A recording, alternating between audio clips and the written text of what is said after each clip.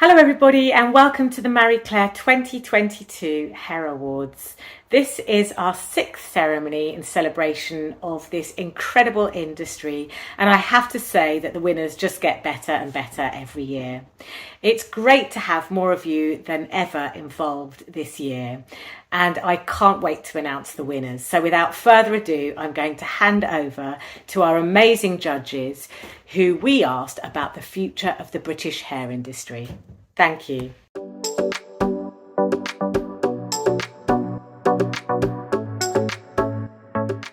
As people will always need to have their hair done, there's a very bright, big future for the British hair industry. My hope for hairdressing in the future is that clients start to return to the salon after lockdown. The British hair industry suffered hugely because of the pandemic, but thanks to the British Beauty Council and the hair community, hairdressers have come together in support of each other. My hopes for the future are that this community will continue to grow with a strong sense of union. We have seen some incredible home hair care, and I would love to see some incredible salon hair care. In the British hair industry, we'll be seeing more of a holistic approach, so incorporating Ayurveda, the ancient Indian health and well-being philosophy, to take care of not just our hair, but also mind, body and spirit.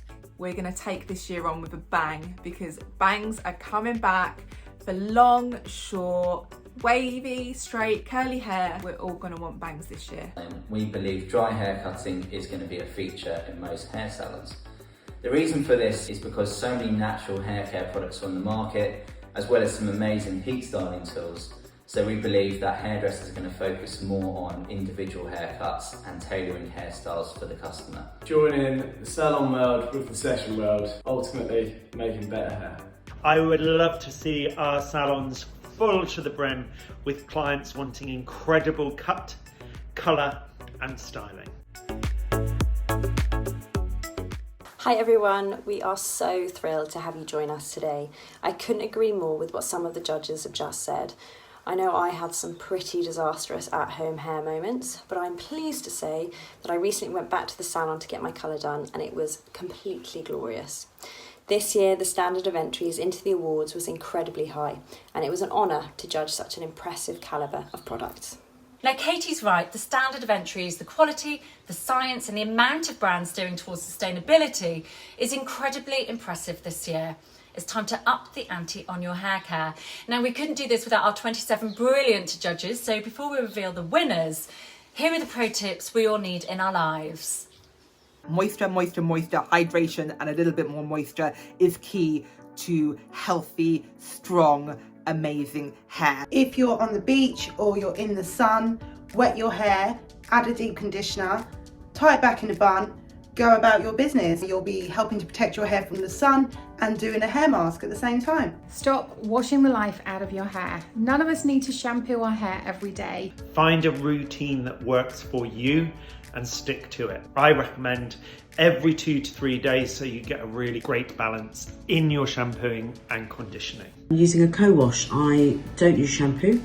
I always use a combination of shampoo and conditioner. I've got wavy, quite dry, coarse, coloured hair, and it works pretty well for me. We all need to adopt more sustainable practices in the way we operate, and we can do that, and the good news is our hair will thank us for it, as will the planet. So let's stop washing unnecessary volumes of chemicals down the plug hole. Think professional when you're shampooing and recreate that salon technique. So really get your fingertips into the scalp and actually spend a lot of time doing this bit. A lot of us neglect our scalp, forgetting it's actually skin. So it's very important that you treat your scalp with a lot of TLC, in the same way that you have to exfoliate your skin regularly, hydrate and nourish the skin on your face and body. You need to do the same for your scalp. Regularly exfoliate, nourish and hydrate it and replenish that lost moisture, and it actually does a lot better for your hair as well. We all know how beneficial massage is for the face, for the body, and we need to be doing way more of it on our heads. So whether it's a full-on Ayurvedic Indian head oil massage, or maybe a relaxing quickie before bed, or even just middle of the day, pick you up. I like to brush my edges. I feel like it completes my whole hairdo. So I use a brow brush. I put a little bit of gel or edging wax around the edges and I just style them and my hairstyle is complete. Only use heated styling tools that have temperature controls. A diffuser attachment on a hairdryer isn't just for drying curly hair like mine. It's great for creating that natural soft wave texture too. Add a styling product to your hair and then diffuse it and use your fingers to encourage root lift and volume. Once your hair is completely dry, pick out certain waves and define them by using a wand, then apply a little bit of texture spray and voila, you're ready to go. Get a good haircut that you only need doing once or twice a year. Sometimes it's not about what you cut off, it's what you leave on. Just going back to sort of like basics with hair, one of the things that I experimented with my hair recently is layers.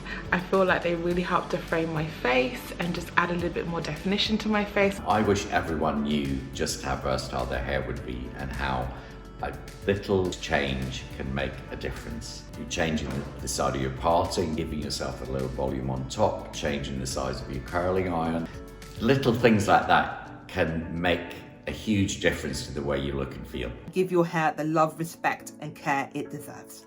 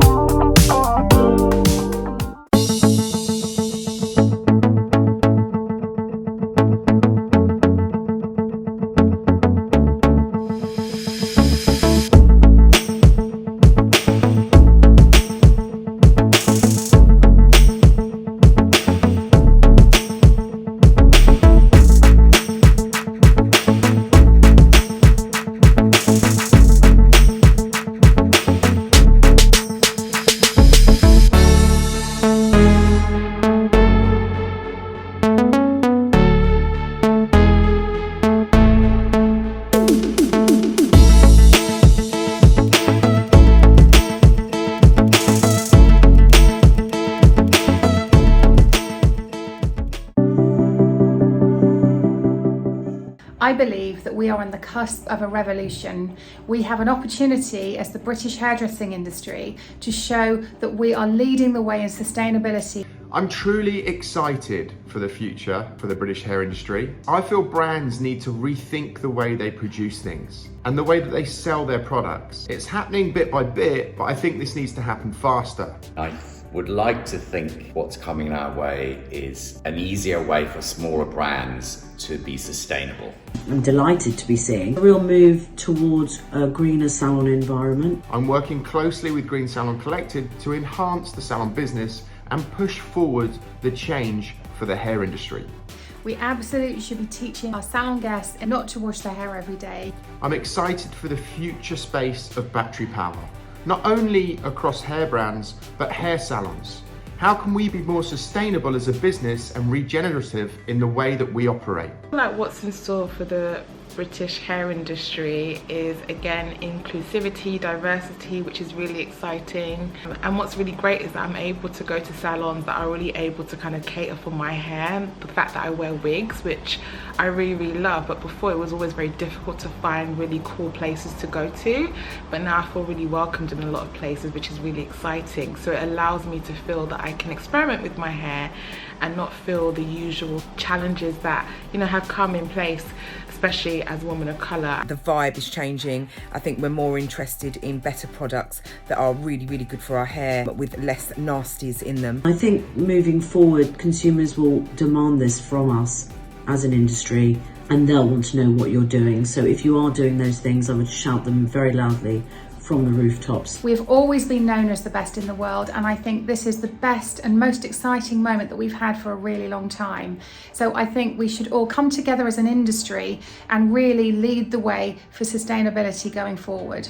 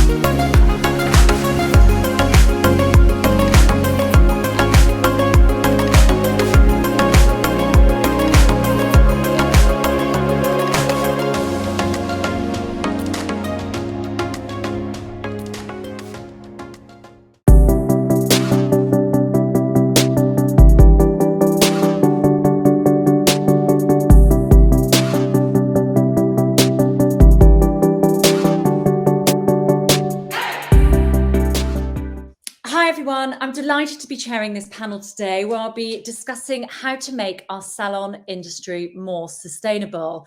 I think you can all agree that our salon businesses don't look the same post-pandemic as they did 2 years ago, and hairdressers and salon owners have shown huge amounts of resilience. Now, we have to remember that sustainability had been high on the client's agenda before the pandemic, and over the last 2 years, this evolution has accelerated. And we believe that the British hairdressing industry, that has always been perceived as the best in the world, has an opportunity to really lead the way in sustainability. And that's why we would love you all to get involved. Now, becoming a sustainable salon is a journey.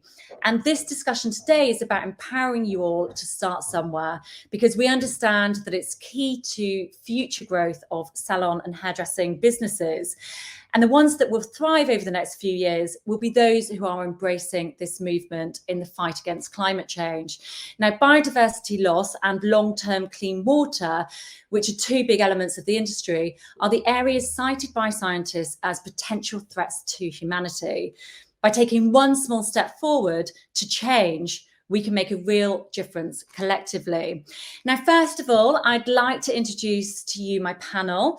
We have Salon owner Nicola Clarke and Freida, co-founder of Green Salon Collective, as well as the Hair TaskForce, which is part of the Sustainable Beauty Coalition for the British Beauty Council. So we have Tabitha JK, CEO and founder of Tabitha James-Kraan High Performance Hair Organics, Gina Conway, owner of Gina Conway Salons and Spas and UK Trade Sustainability Ambassador for Aveda, and Veck, Creative Director for Veck Limited, Hairdressing Ambassador for the National Hair and Beauty Federation, and Brand Ambassador for Green Salon Collective, to name a few. So I'd like to start with Gina. So Gina, you are the founder of Gina Conway Salons, the largest sustainable salon group in the UK. One of your main concerns is about water shortage and conservation.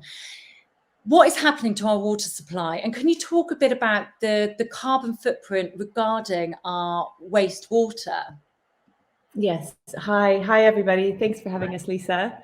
I just want to share with all of you that, water is a natural resource that we can so easily take for granted. So, what we need to consider is our carbon footprint, doing a shampoo, how we shower at home. But, in our industry, without water, we really don't have an industry at all. And in South Africa, in Cape Town, actually, they did recently have a water shortage so dramatically that actually salons literally had to only trade for a couple of hours a day in order to keep the water restriction as small as possible.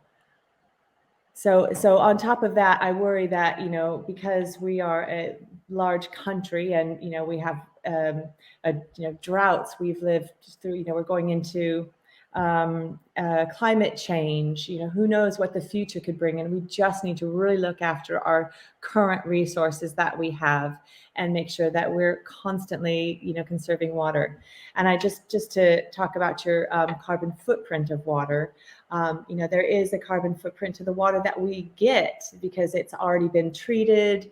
And so that takes a carbon footprint. And then once it leaves our drains, then it goes down and it becomes a drain on the,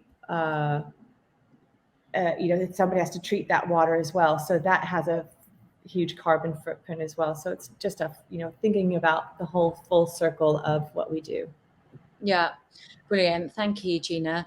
Now, there are several organisations that deal with waste in the salon industry as well. So, Fry, you are the co-founder of Green Salon Collective, which is a B Corp recycling and education system. When did you start thinking about the problems with waste in salons, and what are the biggest problems that you're seeing now? Yeah, thank you, Lisa.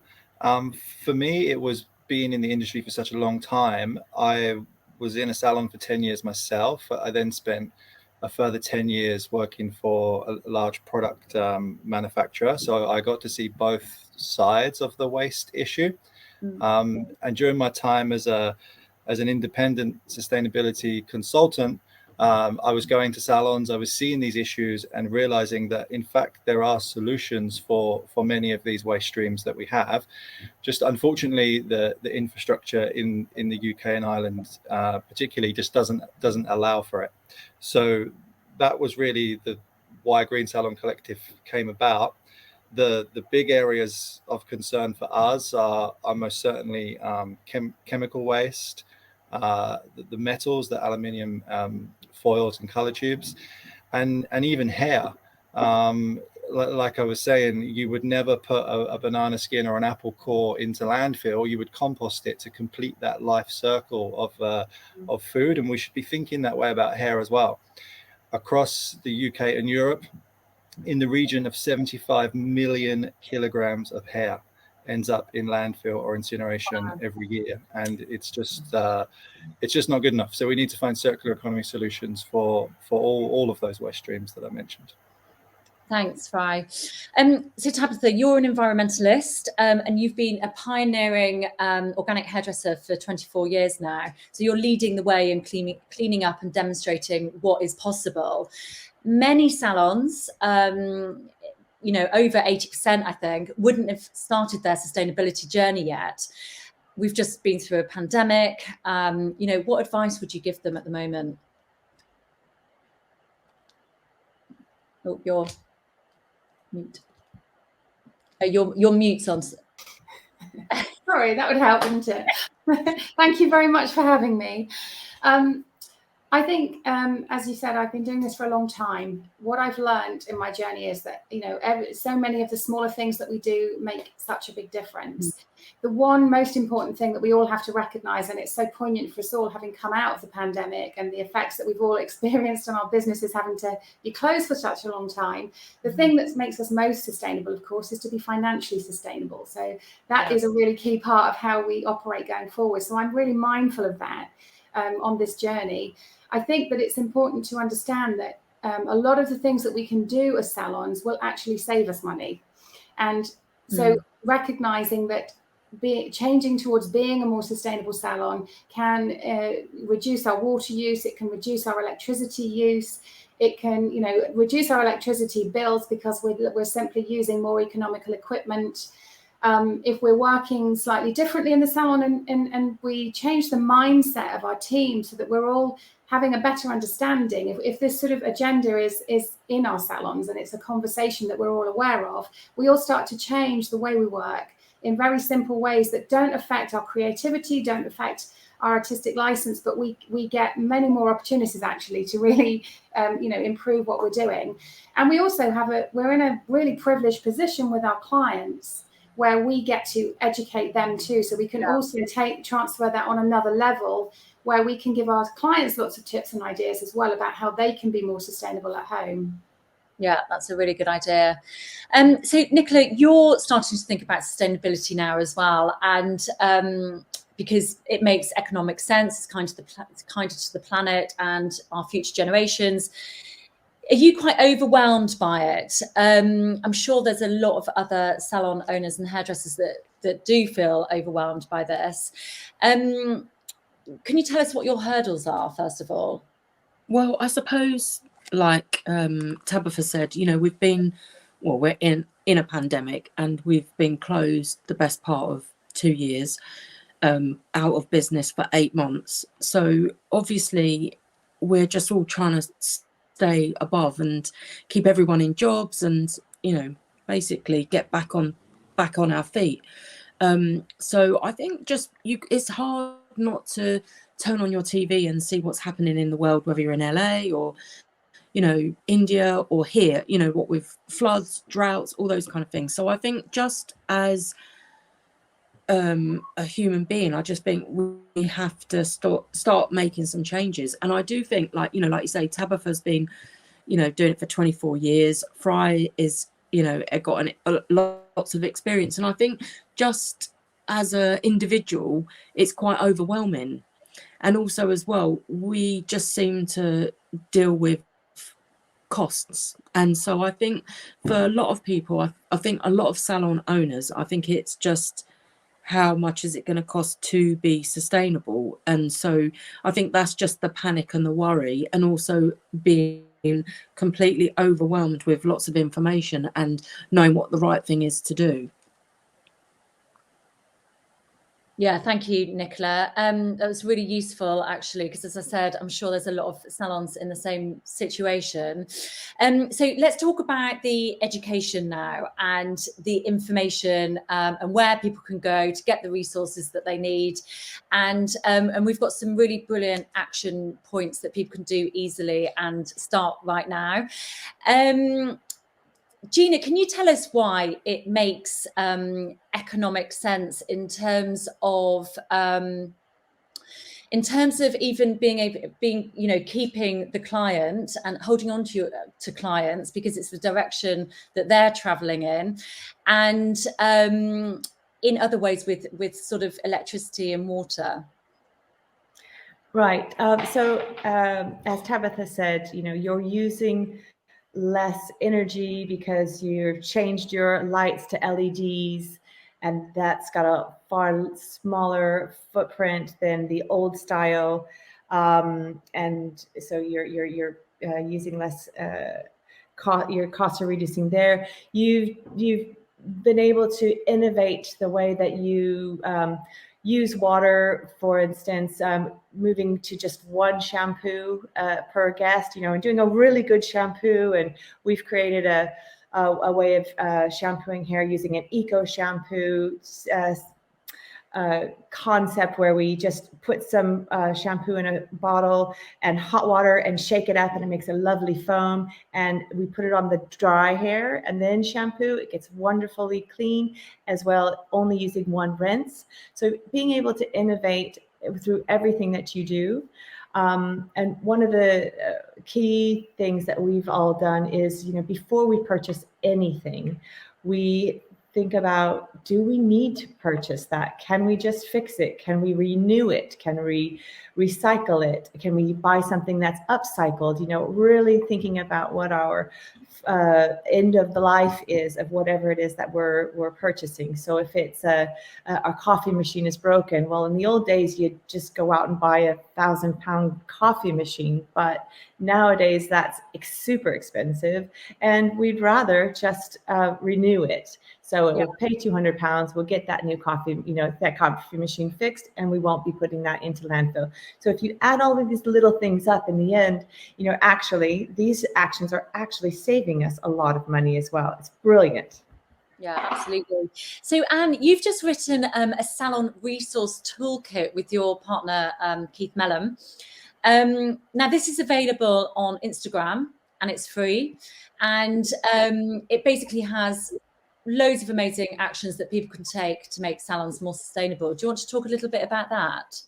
Yes. Hi. So thanks, Lisa, for having me on board. So during the first lockdown, Keith and I, that's what we did. We've always wanted to do, we've always been doing lots of things on the sustainable line, but the information it's out there, but it's really difficult you waste a lot of time finding the information. And as a salon owner, the one thing you don't have a lot is information and time. It's time. So we've put together this guide. Is in its 3 parts. So one is sort of quick fix, things you can do today. Sort of turn the tap off when you're emulsifying a shampoo. That you can do today. It's very easy. Then the next part is things which takes you a little bit more effort, but not that much. Changing to LED light, that's not much of an effort. And then the third part is more a bigger thing. So if you're going for a salon refurbish, what can you do? Where can you source the paint which will be less toxic? Where can you get the furniture which are made in a sustainable way? So this guide, and we've also tried to make this guide brand free. Really, we've looked at every aspect, because I think this is bigger than whatever brand you're using, really. And just to put it all in one document, and that's really to make people's life easy. Yeah, that's so helpful, and I'm sure it would be downloaded loads in the next couple of weeks, because that's really helpful for people. Now, Freida, you've got some exceptionally innovative processes where you do things like clean up oil with hair. You generate clean energy using discarded PPE, you compost salon towels. In practical terms, what do you do for salons and how do they sign up to your waste program to start with? Yeah, so we have 4 different services for salons and freelancers. We have the recycling system, which involves giving salons different separation bins for their waste stream. So one for all of your hair, one for all of your foils and color tubes, for example. So we can take any waste streams that you want to give us. We also have an education platform. So we have videos available to members that get updated quite regularly. We do live sessions with guests, and we have lots of articles and things on our website too. We also have an accreditation, which we're quite proud of. It's the only accreditation that is independently verified by a change agency. It looks at the sustainability, but also the ethics of a salon. So it goes into things that you wouldn't necessarily expect that are related to sustainability, but in fact are things like your staffing policies, your marketing policies, who you bank with, food and drinks that you serve. All these things will be a part of your overall picture. And then lastly, we have a carbon offsetting. So we're able to offset the emissions of an average stylist as well. So those are our 4 key services: recycling, education, accreditation, and offsetting. Yeah, that's amazing. I'm sure it makes a lot of lives easier. And do you think the accreditation is essential moving forward? Yeah, I think the accreditation is a really great place to start. I think doing basically an audit of your business is a really good way to start, because it highlights those, like Anne said, those easy wins, those low-hanging fruit. And as I always say, low-hanging fruit is still fruit. So it's still nice to be able to tick off those things nice and early, but the accreditation will give you a roadmap of things that you can work towards. So not everything can be changed overnight, but simple changes like you said, like your lighting, your water, food and drink, recycling, those kind of things can actually be changed overnight. So yeah, the accreditation is great for people starting out, but it's also great for people that want some details and they want a plan for their future. Yeah, amazing. Thanks, Fry. So Gina, your team has certification from the University of Southampton.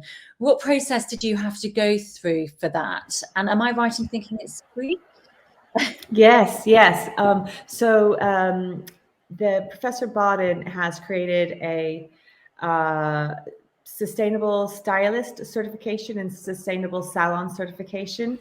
It's very simple to do. It's about 20 minutes.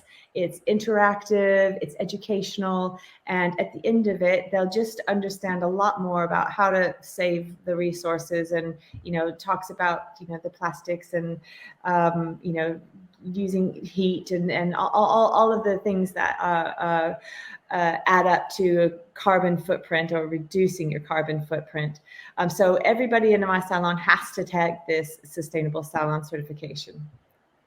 Yeah, that's amazing. And there's also another accreditation called the Good Salon Guide. Is that right? Yeah. I'm not sure. I think so. I think they do something as well. Yeah. And now I think it would be really good if we could just go through some of the real sort of action points that people watching this can take sort of straight away. So switching to green energy. Tabitha, who are you with energy-wise? Oh, your mic's off. Darn it, sorry about that. I use Octopus Energy currently. Right.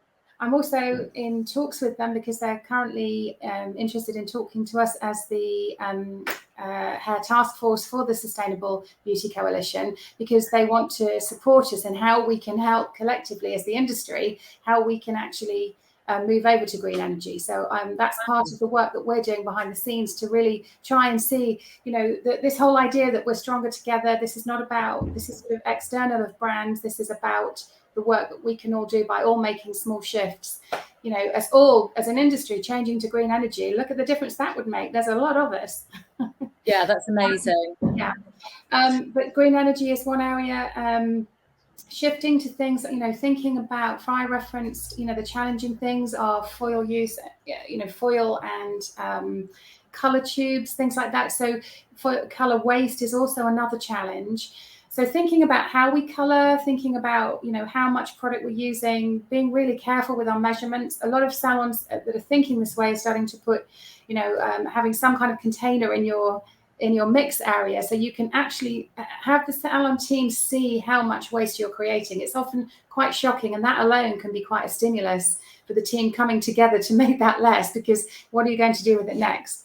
All of these are really conversation starters, and this is again why we need to come together as an industry, so we can talk to the suppliers of colour and see how we can get them to help us with disposing of waste and help us with reducing what we're wasting in the first place.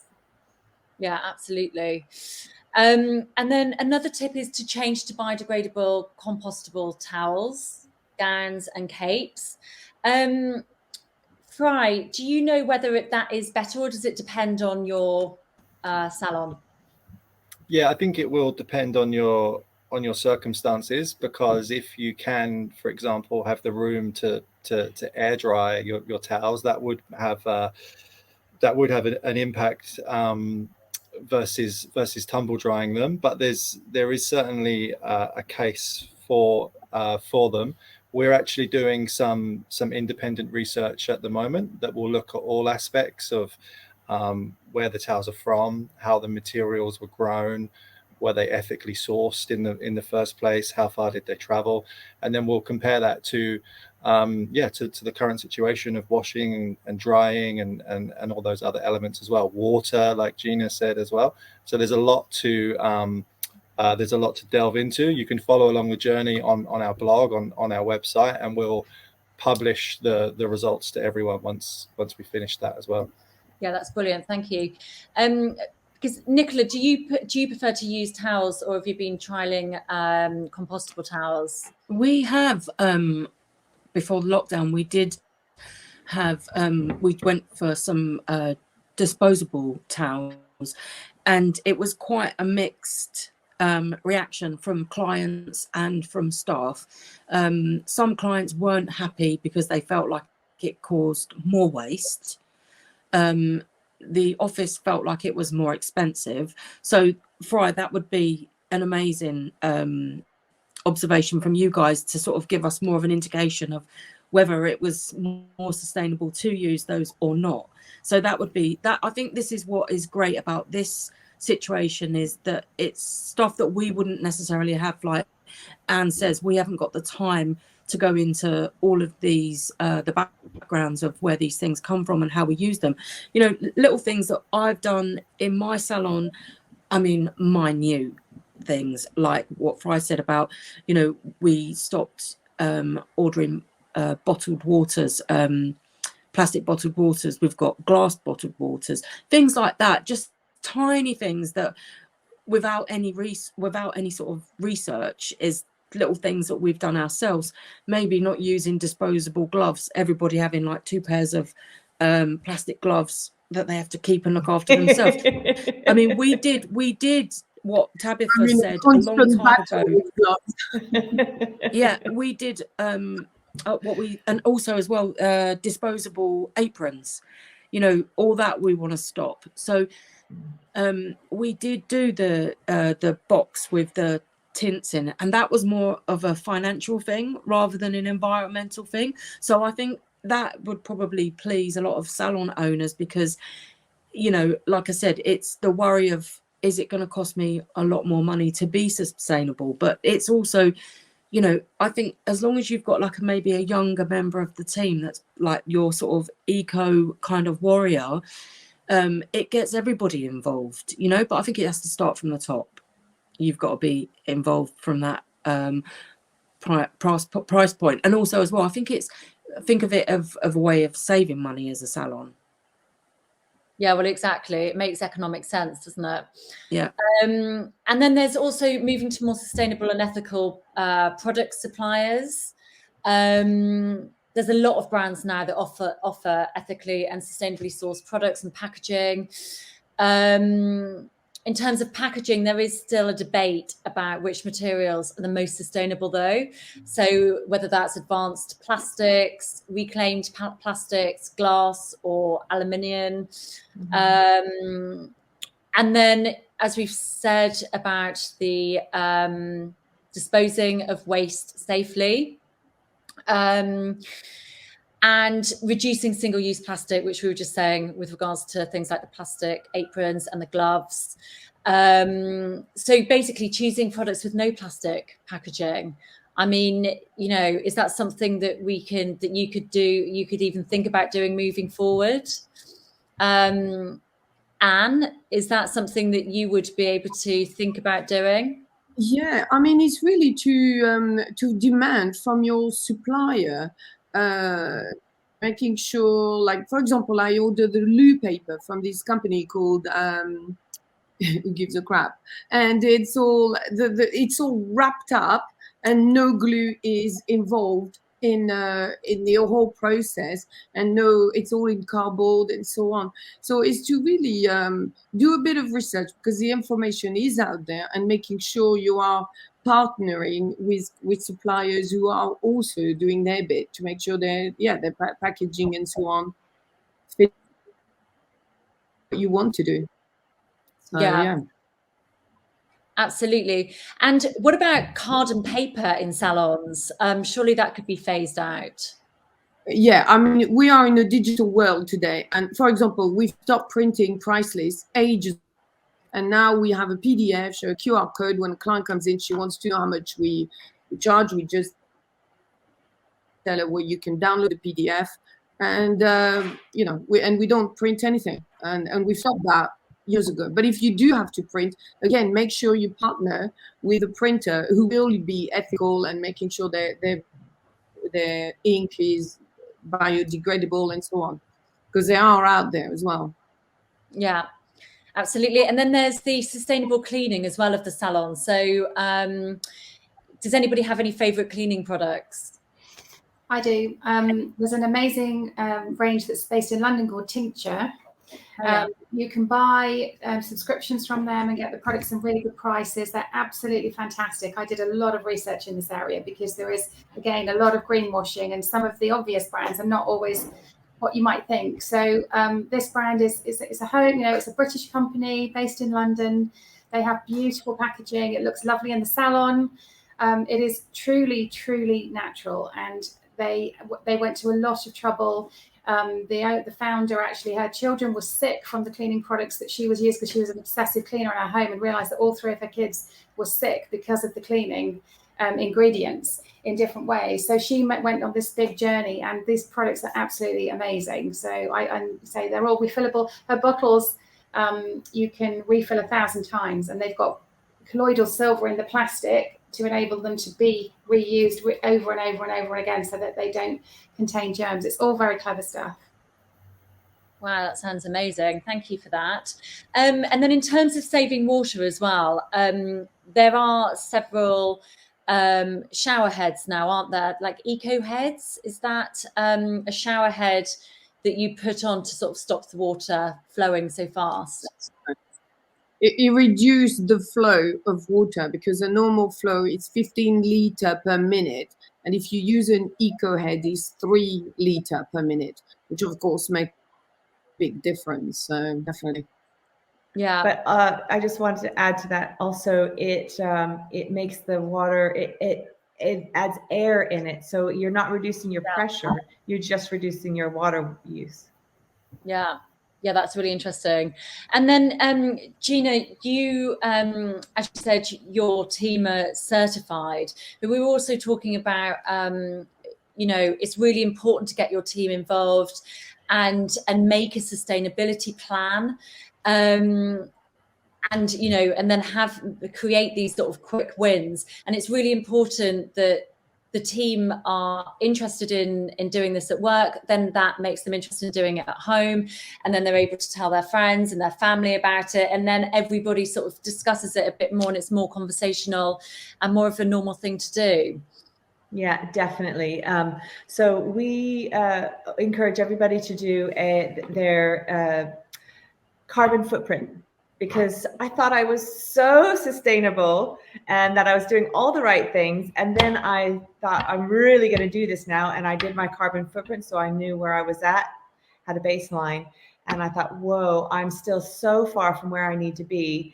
And that's what really, really set me up for this sustainable journey. And so then we came to the salons and I looked at my sustainability and I made a plan. We literally walked through everything and looked at, absolutely everything that we could do. But I can't do this alone, and you guys can't do this alone, and your teams need to be on board.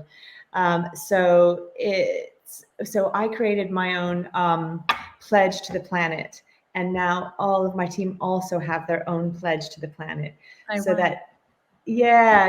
very cool. Like, it could be just as little things like starting to walk to work rather than take the bus even, or I'm going to eat meat only twice a week now instead of 7 nights a week, and I'm only going to source my food from the local market. So everything that they can do, and if they're doing it, they're buying into it, they're talking to their guests about what they're doing. Obviously, we use Green Salon Collective as well, so we have a really cool story about what we're doing with their hair. Freida will tell you about some other amazing things that they do with the foil. Freida, please tell them about that. It makes me so happy to know that we're giving to these incredible charities by they using the foil in new and innovative ways. And so Lisa, as you say, it's educating, starting with us, and then our teams, and then their families, and then their clients, and then the clients' families.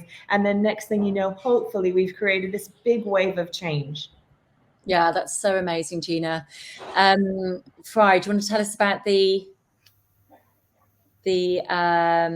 what are they called? Sorry, the foils and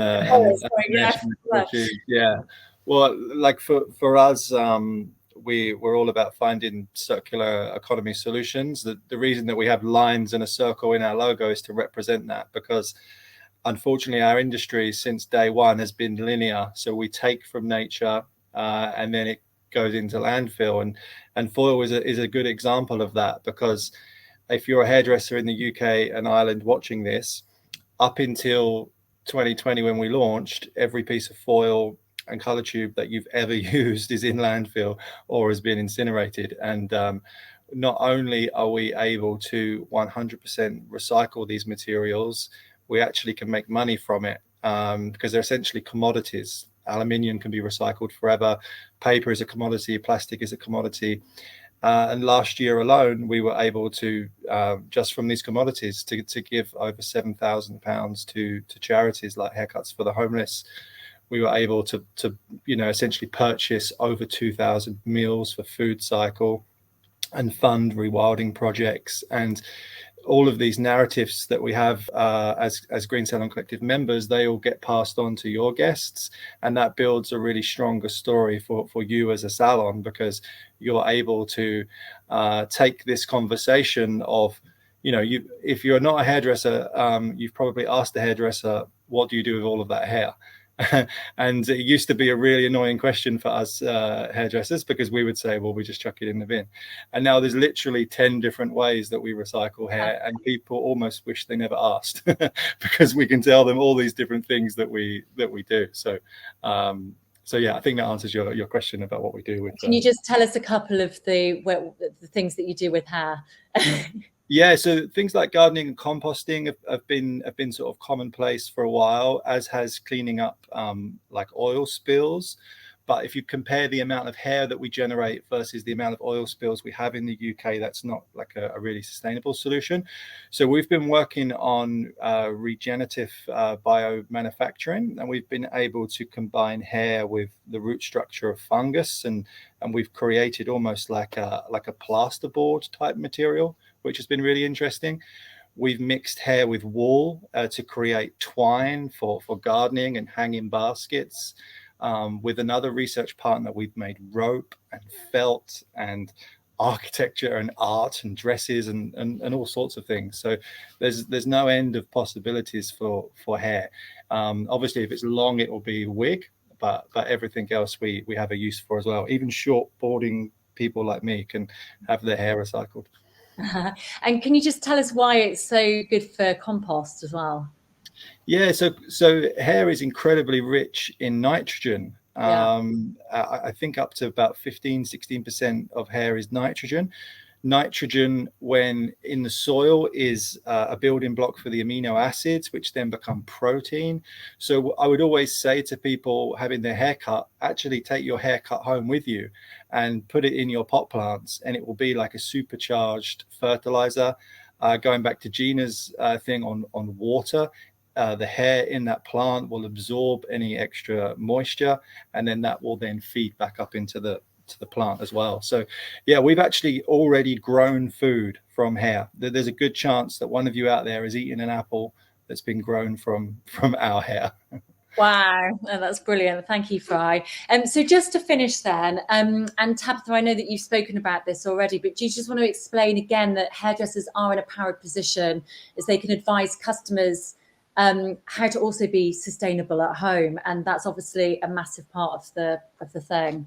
I do. I really think so. I think it's really important for us to recognise, as I said earlier, we're in this amazing privileged position with our clients.